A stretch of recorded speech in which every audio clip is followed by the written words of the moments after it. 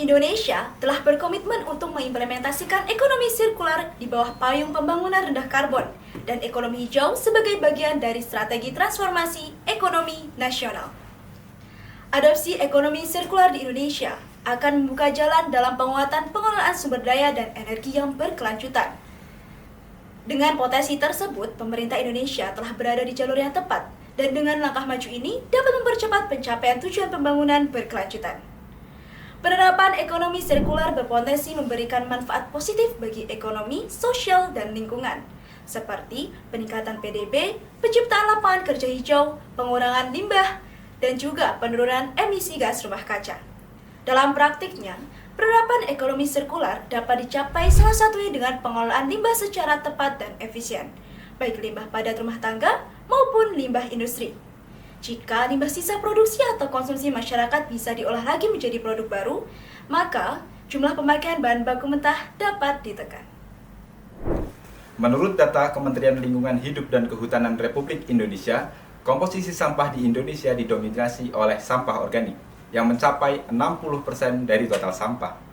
Kemudian, berdasarkan data Badan Pusat Statistik, limbah organik di daerah istimewa Yogyakarta pada tahun 2019 mencapai lebih dari 31.000 ton.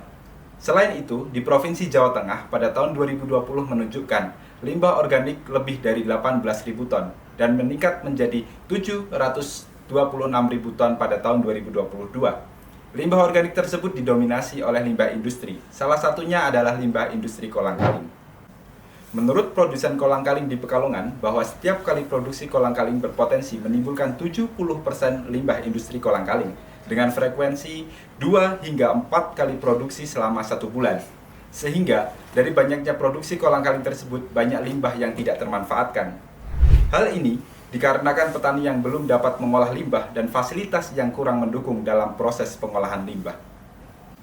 Berangkat dari permasalahan yang ada dan potensi besar yang tersedia, kami tim dari UMY yang beranggotakan Denny Putra Peliang, Noviana Aribah Thabitah, dan Muhammad Miftahul Huda mengusung sebuah gagasan solutif yaitu Terra Mitra, sebuah ide bisnis yang memanfaatkan limbah industri kolang-kaling sebagai transformasi dalam sustainable fashion untuk mewujudkan ekonomi sirkular.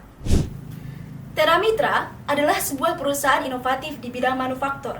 Kami berfokus pada pengembangan sustainable tekstil industri dengan pengolahan limbah kolang-kaling menjadi kain tekstil, serta mengangkat nilai sociopreneurship dengan tujuan meningkatkan kesejahteraan masyarakat melalui pemanfaatan limbah industri pertanian dalam bentuk tekstil. Terra Mitra berupaya mewujudkan kesejahteraan masyarakat dan pelestarian alam melalui pemanfaatan limbah industri pertanian dalam bentuk tekstil dan juga kerajinan. Produk kami secara solid dihasilkan dari serat kulit kolang-kaling dengan teknik pemisahan serat dari residu, pemintalan, dan penenunan. Produk utama dari Terra Mitra adalah Natura Roots yang memprioritaskan penggunaan bahan baku limbah industri kolang-kaling dengan karakteristik yang kuat dan tidak mudah berjamur. Produk turunan yang dihasilkan dari kain tersebut berupa tas, topi, sepatu, dan hiasan rumah. Dalam merealisasikan rencana bisnis ini, kami menggunakan analisis PESTEL untuk mengetahui peluang dan ancaman bagi bisnis ini. Terra Mitra sangat berpeluang untuk dikembangkan karena memiliki konsep produk yang didukung oleh pemerintah, yaitu ekonomi kreatif, ekonomi hijau, dan ekonomi sirkular. Kami juga menghitung besaran ukuran pasar menggunakan metode TAM, SAM, dan juga SOM. Menurut data BPS, usia produktif yang menyukai produk ramah lingkungan di Indonesia sebesar 19,1 juta. Sementara untuk Provinsi Jawa Tengah dan juga DIY sebesar 1,9 juta. Dan untuk share available market sebesar 700.000 individu. Lalu, bagaimanakah alur bisnis dari Terra Mitra? Terra Mitra memiliki dua bisnis model, yaitu business to customer dan business to business.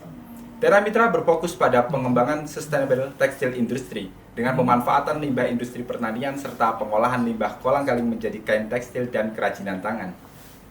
Kami ingin membawa bisnis yang bertanggung jawab dan berkelanjutan dengan model bisnis jangka pendek dan jangka panjang kepada konsumen hingga pemangku kepentingan seperti investor, media, komunitas, organisasi, pemerintahan, dan asosiasi lingkungan. Dalam penjualannya, Terra Mitra akan menargetkan customer usia produktif kelas sosial menengah atas, seperti karyawan atau pelaku industri kreatif dan pecinta lingkungan. Selain itu, Tera Mitra berdedikasi membangun kepercayaan kepada pemangku kepentingan seperti konsumen, komunitas, dan kemitraan yang tersebar di 5 kota di Provinsi Jawa Tengah dan Daerah Istimewa Yogyakarta seperti Pekalongan, Wonosobo, Kulon Progo, Sleman, dan Bantul. Di sini kami menggunakan bisnis model kanvas untuk memvisualisasikan ide dari konsep bisnis Tera Mitra. Pada proses bisnis, kami akan melibatkan para petani kolang-kaling, tim operasional Tera Mitra, stakeholders, dan juga para pelanggan. Dimulai dari pengumpulan limbah kolang-kaling oleh para petani dan tim operasional Tera Mitra, kemudian diolah dengan proses produksi sedemikian rupa hingga menjadi produk siap jual. Dan terakhir, kerjasama dengan stakeholders dalam pemasaran dan pengembangan produk. Tera Mitra akan menerapkan alur bisnis B2C, B2B, dan mengimplementasikan circular economy. Adapun tahapan untuk mewujudkan gagasan ini dimulai dari penggalian masalah untuk memastikan bahwa Tera Mitra hadir sesuai kebutuhan masyarakat. Kemudian melakukan sosialisasi kepada pihak-pihak terkait agar mendapatkan dukungan sehingga gagasan ini berjalan secara optimal. Selanjutnya, mengadakan pelatihan untuk para pekerja dalam pembuatan produk Tera Mitra dari proses awal hingga akhir. Pada akhirnya, Tera Mitra akan melakukan produksi dan evaluasi seluruh rangkaian implementasi untuk perbaikan ke depannya. Tera Mitra memiliki beberapa kompetitor utama seperti Urban Icon, Green 3R, dan Duanyam. Dari ketiga kompetitor tersebut, Tera Mitra memiliki 5 keunggulan, yaitu yang pertama eco-friendly, kedua customized product, ketiga desain elegan, keempat durable product, dan yang terakhir affordable. Tera Mitra unggul berkat fokusnya pada produk eco-friendly yang bertujuan untuk menjaga kelestarian lingkungan. Kami menyiapkan value proposition canvas guna menciptakan produk bernilai yang sesuai dengan kebutuhan pelanggan. Perlu diketahui bahwa limbah kolang-kaling cukup meresahkan, mengingat pengolahan yang sulit dan terkesan menghasilkan produk yang bernilai rendah. Tera Mitra hadir membawa inovasi pengolahan limbah kolang-kaling menjadi produk layak guna dan bernilai tinggi, baik dalam kualitas produk maupun nilai seni yang terkandung dalam produk itu sendiri. Tentunya dengan kemudahan akses pemesanan dan pembayaran via online. Dalam merencanakan bisnis ini, kami menentukan profil pelanggan dengan segmenting geografi, demografi, dan psikografi. Sasaran utama dalam memasarkan produk Tera Mitra mencakup wilayah Jawa Tengah dan daerah istimewa Yogyakarta. Produk Tera Mitra menyasar usia produktif dengan rentang usia 25-60 tahun, baik pria maupun wanita dengan level ekonomi menengah ke atas. Dan juga fokus utama pemasaran kami yaitu ditujukan bagi pecinta lingkungan baik yang berperan aktif dalam komunitas maupun mereka yang senang mengoleksi produk-produk ramah lingkungan. Strategi pemasaran yang digunakan untuk memasarkan dan menjual produk Tera Mitra menggunakan strategi 5A marketing yang terdiri dari tahap awareness, appeal, ask, act, and advocate.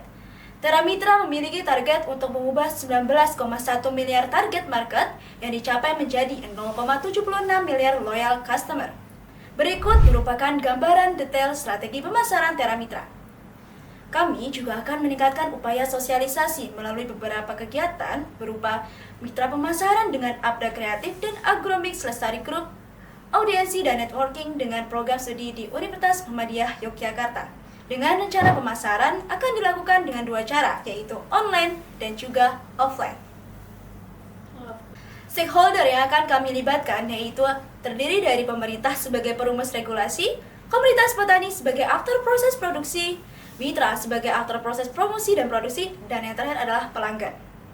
Tera Mitra memerlukan modal sebesar 2 miliar 15 juta rupiah untuk operasional bisnis tahun pertama dengan proyeksi arus kas tahunan melalui cash inflow sebesar 4,3 miliar dan cash outflow sebesar 3,3 miliar serta proyeksi payback dalam kurun waktu 1,9 tahun dengan return on investment sebesar 19% dan HPP Rp220.000. Tera Mitra adalah sebuah perusahaan yang bertujuan untuk menjawab permasalahan limbah lingkungan dengan berkontribusi bagi masyarakat dalam pemberdayaan petani dan UMKM yang terlibat, guna menciptakan produk bermanfaat dan bernilai tinggi. Dengan gerakan inilah nantinya akan menjadi penunjang dalam membantu Indonesia mewujudkan Sustainable Development Goals dan juga ekonomi sirkular. Oleh karenanya, Tera Mitra menjadi bisnis yang potensial dan layak diperhitungkan untuk dijalankan. Let's be responsible for the earth and save our next generations with Tera Mitra. Progress to blessing.